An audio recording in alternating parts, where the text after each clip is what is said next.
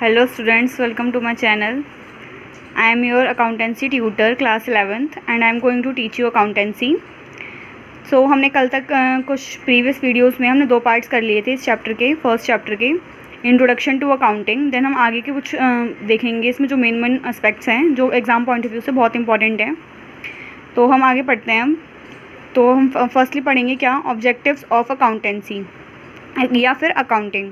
Objectives का मतलब क्या होता है, उन अकाउंटिंग का उद्देश्य या फिर उनका मोटिव। तो उनका मतलब अकाउंटिंग करने का हम कोई भी काम करते हैं तो उसका कोई ना कोई एक मोटिव होता है। तो ऐसे ही हमारे अकाउंटिंग का भी कोई ना कोई एक क्या है, मोटिव होगा, उसका ऑब्जेक्टिव होगा जिसे हम कर रहे होंगे।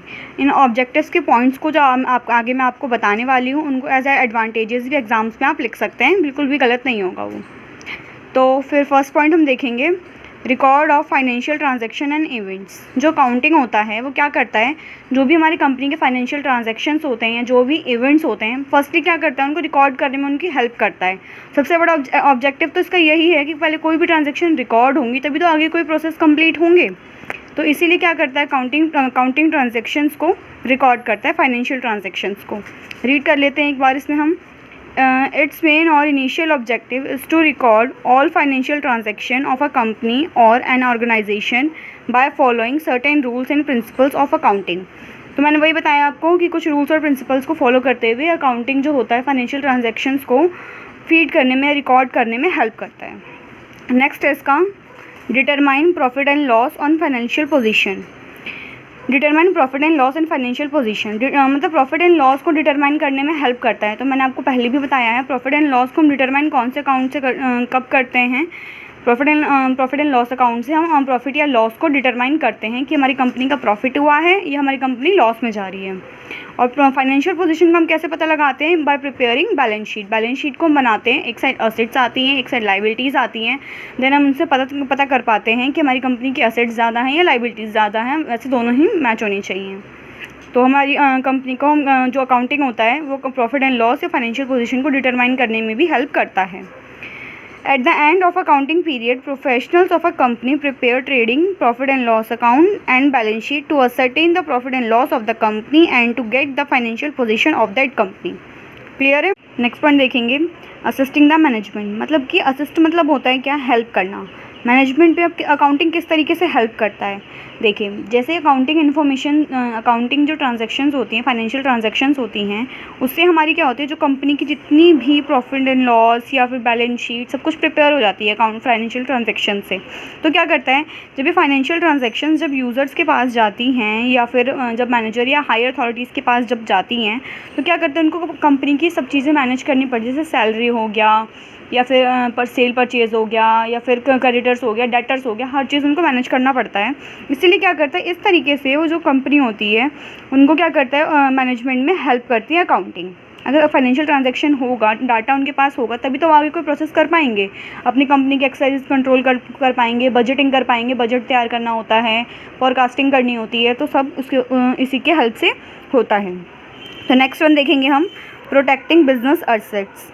Protecting business assets. प्रोटेक्ट मतलब होता है क्या, कि जो बिज़नेस की एसेट्स हैं हमारी, जो कि हमारी फ्यूचर में कंपनी को चलाने के लिए जो हेल्प करती हैं, तो वो जो एसेट्स होती हैं उनको प्रोटेक्ट करना, बचा के रखना। तो कौन करता है, अकाउंटिंग यू हेल्प करती है हमारी इसमें। It maintain records of assets and by the business which enables the management to protect them and exercise control. Objectives I think आपको क्लियर होंगी, इसकी PDF आपको डिस्क्रिप्शन बॉक्स में मिल जाएगी, आप चेक कर सकते हैं। नेक्स्ट देखेंगे हम आगे, नेक्स्ट देखते हैं हम, लिमिटेशंस ऑफ अकाउंटिंग। लिमिटेशन भी बोल सकते हैं हम इनको और डिसएडवांटेजेस ऑफ अकाउंटिंग भी बोल सकते हैं। फर्स्ट पॉइंट है कि accounting is not fully exact. मतलब कि जो अकाउंटिंग होता है फुल्ली एग्जैक्ट नहीं होता। अब आप लोग बोलेंगे तो अकाउंटिंग हम करते ही क्यों हैं, अकाउंटिंग जब फुल एग्जैक्ट होता ही नहीं है तो। बट अकाउंटिंग क्या होता है, कुछ होता है जो परसेप्शन बेसिस पे होता है कि हाँ हम मान लेते हैं, एस्टिमेट कर लेते हैं कि हाँ ये होगा, मतलब ये होने वाला होगा, तो इसलिए वो जैसे कि कोई भी डेटर्स हैं हमारे, जिससे हमें पैसे मिलने वाले थे, बट क्या हुआ, वो डेटर्स जो है हमारे वो पैसे डूब गए, हमारे पैसे लेके वो भाग गया, तो अब वो क्या हो गए, बैड डेट्स हो गए। हमें पता चल गया, हमने वो अनुमान लगा लिया कि हाँ वो पैसे हमें मिलेंगे ही नहीं, तो वो बैड डेट्स हो गया।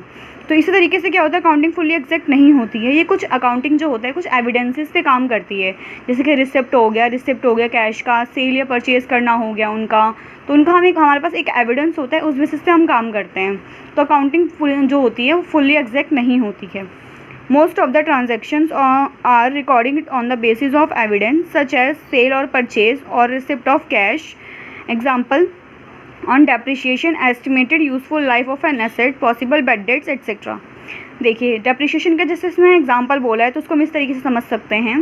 जैसे मान लीजिए हमने कोई कंपनी से हमने फर्नीचर परचेज़ किया, ठीक है, लेट्स से हमने फर्नीचर परचेज़ किया हमने 10,000 का।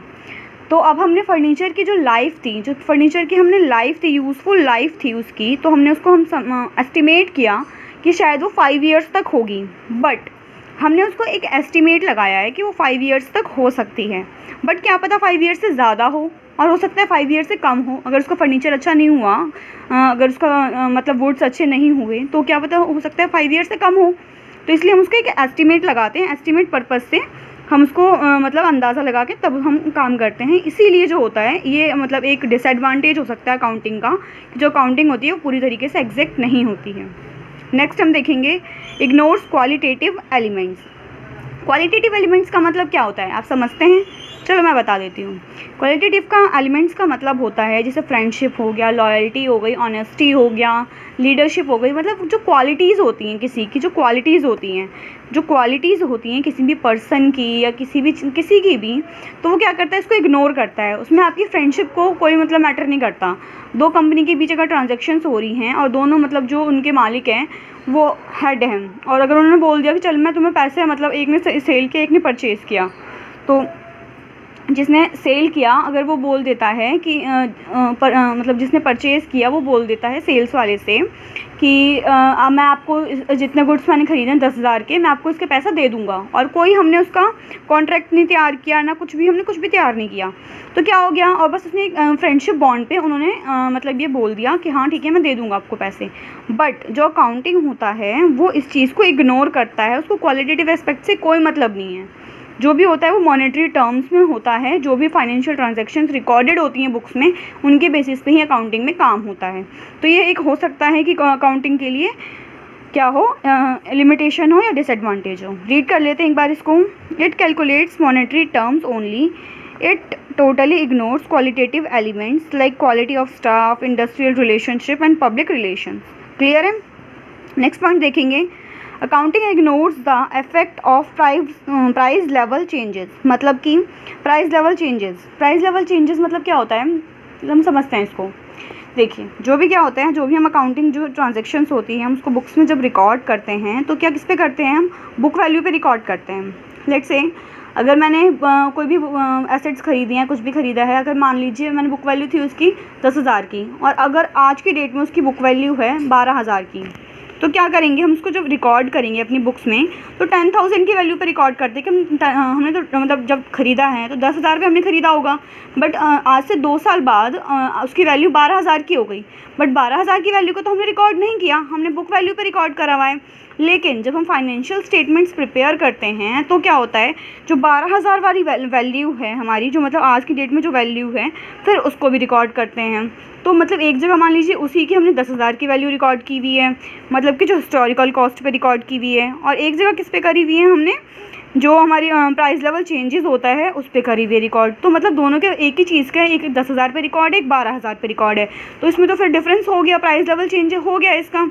तो इसीलिए क्या करता है, ये इग्नोर करता है price level effect of price level changes. जो प्राइस लेवल चेंज हो रहा होता है इसको इग्नोर करते हुए हिस्टोरिकल कॉस्ट पे ही हम उसको रिकॉर्ड करते हैं। एक बार रीड कर लेते हैं। It is prepared at historical cost, price does not remain stable, price level changes are considered while preparing financial statement, that's why it will not show true financial result. इसीलिए क्या करता है वो, जो फाइनेंशियल रिजल्ट्स होते हैं उनको सही तरीके से नहीं दिखाता है। तो ये किसकी लिमिटेशंस हो सकती हैं। नेक्स्ट है क्या, accounting leads to window dressing. Accounting क्या होता है, विंडो ड्रेसिंग से लीड करता है। अब विंडो से समझोगे आप खिड़की, और ड्रेसिंग से मतलब कि जो मतलब हॉस्पिटल्स में होती है ड्रेसिंग्स करना, वो नहीं, वो इसलिए अकाउंटिंग में उनका कुछ रोल नहीं है, और ना इसका मतलब खिड़की है, और ना इसका मतलब वो वाला ड्रेसिंग है।